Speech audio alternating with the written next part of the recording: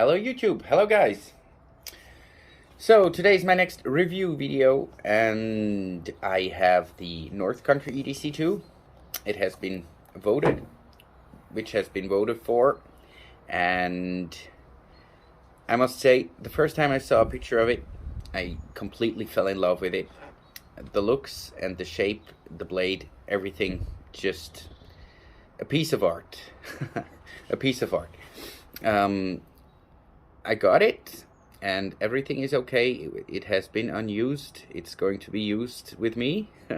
I like using my blades. And let's talk about the specs real quick. So it's a 9.27 inch overall length, which makes it 235 millimeters or 23.5 centimeters overall length. Blade length is a bit more. The blade length is a bit more than 4 inches, 4.24 inches, which makes it 107.7 millimeters or 10.7 centimeters. The cutting edge on it, so the portion right here from sharpening tool to tip, is 1.15 inches, 4.15 inches, so 105 millimeters. Blade height is 1.37 inches or 34.7 millimeters. Thickness is about just a hair under 4 millimeters, so 0.156 inches. Enough of the specs. We've all heard the complaints about bark river and quality control, yada yada yada. I must say my blade is very nice. It's flawless. Nothing can be mentioned, or just some very small things. The sharpening tool is okay, as I've seen different ones. The grind here, so I'll put my fingernail to one and the other side. It's very even. The only thing that I could mention is from the swedge, the point where the grind and the swedge come together, they are slightly off, like 1 mil or something like that, but that's not even mentionable for me. I mean, these are the things that you could use a jig, but they are hand ground, so that's okay for me. The resin handles, I think it's a very nice handle, the burlap. The only thing, if you have a handle like these and you put it into your sheath and take it out a lot, as I'm doing, it's rubbing, and you're gonna have a visible rubbing on the edge of the handle here. That's not something to complain about for me. It's just so you guys know that if you like make a handle choice or anything, you can keep that in mind. Resin is always a material that can cause like air bubbles, or can have air bubbles inside, which you can see a few on the back side of the handle. I don't know if it's going to be visible on camera, but you can see a few of them on the back side and on the downside, like where you grip it. Again, not a thing to mention, and certainly not a fault of Bark River, but I want to say everything, so I'm gonna say it. Okay, enough of the specs and the talking. As I mentioned, I want to make a new baton because my other baton was obliterated last time when I batoned, and I've already made it a piece of wood. I sawed it all the way through. Yikes. Sorry for that.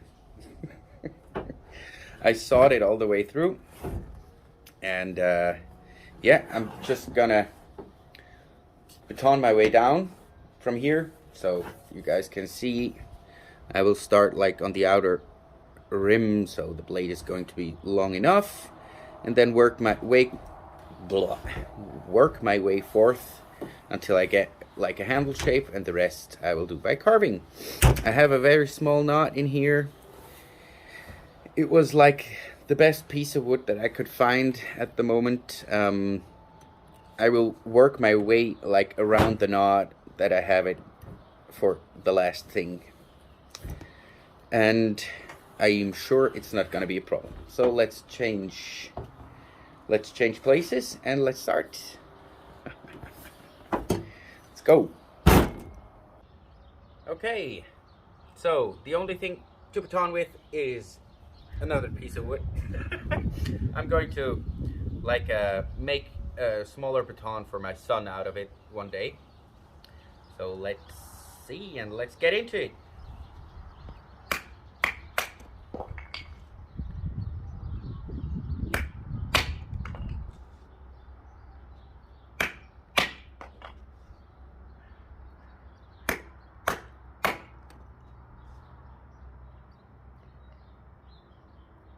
Now the naughty part.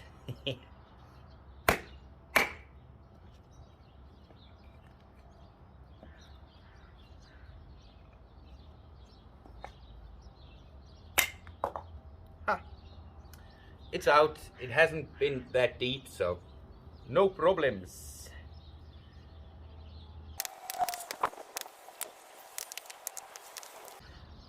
Okay, so first shape is done. I'm just gonna, I must say, you can baton very fine pieces with it as well. It's a very delicate knife, I would say.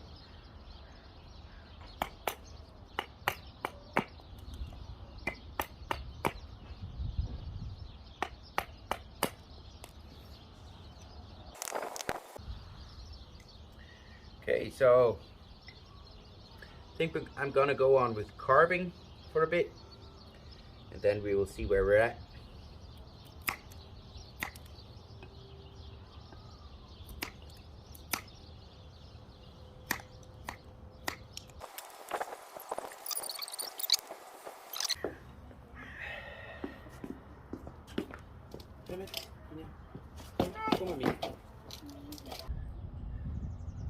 Okay, so I decided to get my Tajima G-saw and saw, like, make the groove a bit bigger, a bit more, because if I carve it all out, it's gonna take hours, and of course, time is money, and I don't have hours.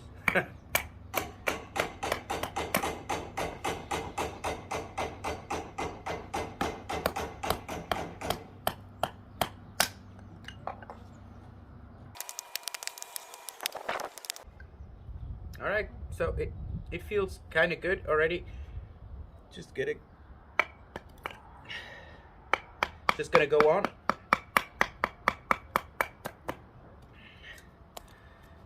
Make it a bit shapy for the hand.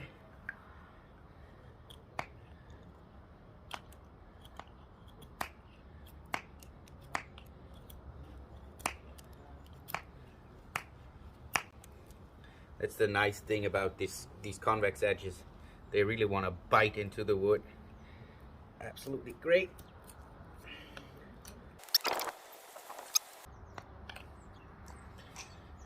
All right,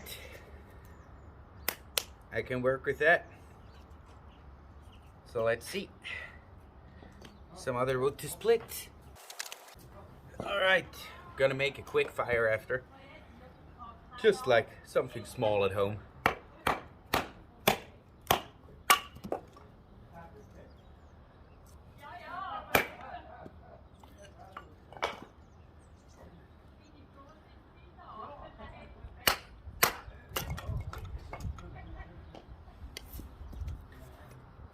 Bit bigger, but should be going. And I have a knot right here, so just gonna try to work my way around it again.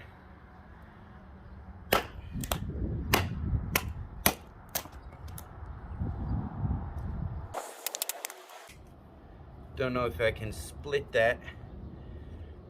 We'll see. Ha! It did. It did indeed.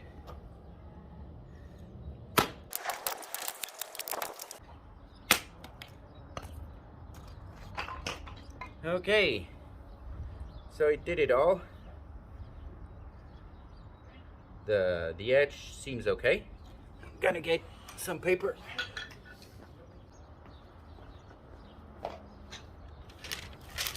Alright, so I always use flimsy paper. Just give it a quick wipe with my, to get the resin off the edge. Give it a fair chance. After the batoning that you've seen, the carving and shit stuff, all still flawless. Absolutely. Absolutely flawless. No complaints at all. Alright, so I'm gonna build this up, gonna light a fire, and then you have to vote for the next knife. So as you guys can see, I always have a bit of fat wood with me, and I made some shavings of it. Now I'm gonna make some shavings with the fire steel. Of course, the spine, as we know it from Bark River, is good to scrape a fire steel. Create some shavings, put it right in there. If you create some shavings from the ferro rod, they will ignite. And these are my kids in the background. It's already on. Take our shavings. Try to not put it out already. Holy crap. Myla. Is not ruhig, Myla. Yeah, that's not good. I put it out.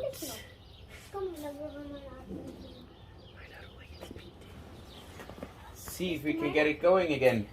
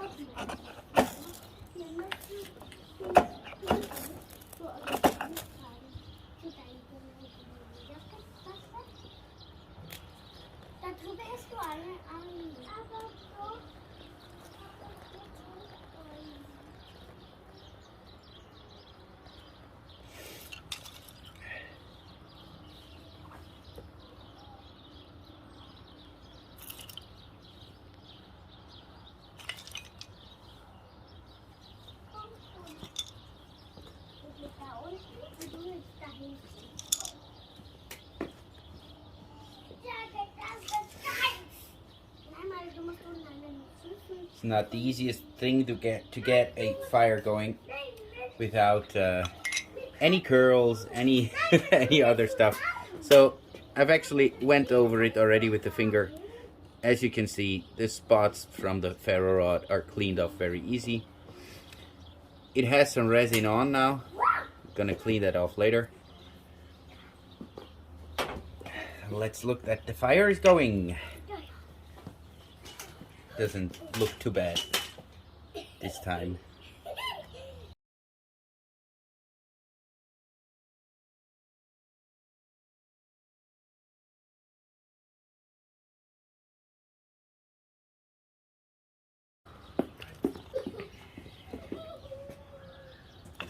Yeah, it's gonna catch. So you guys gonna light it up, and then I'll come for final conclusion and of course the voting for next knife.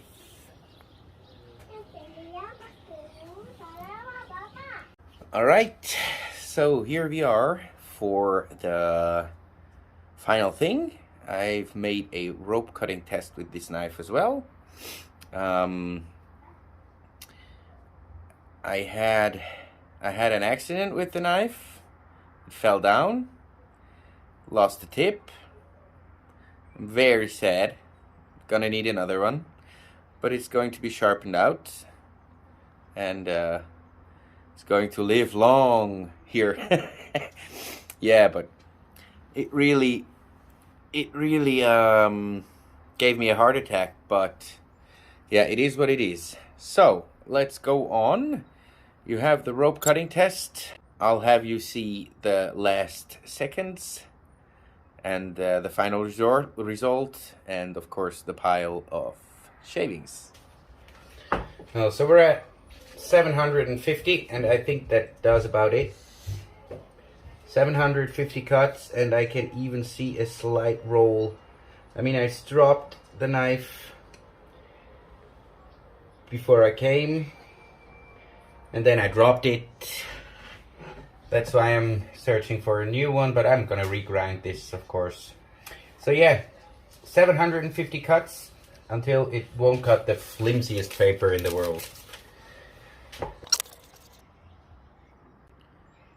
And of course, we have our final voting for the next knife, which should be reviewed.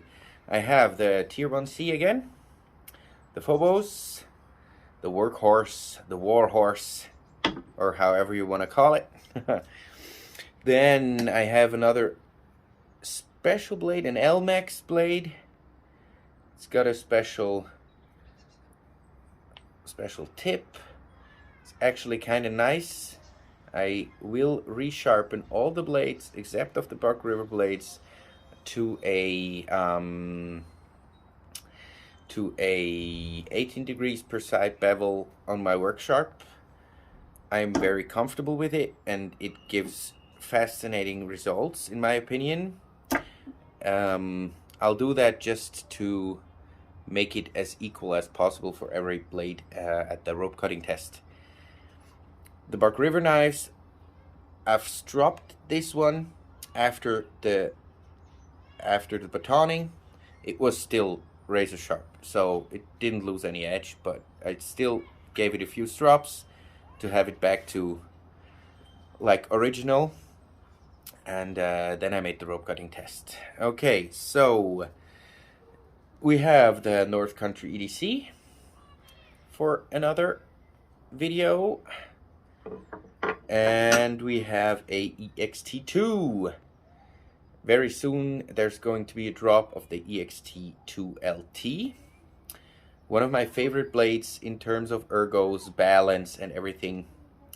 Yeah. So that's the 4 knives. And I'll see you next time. Bye-bye.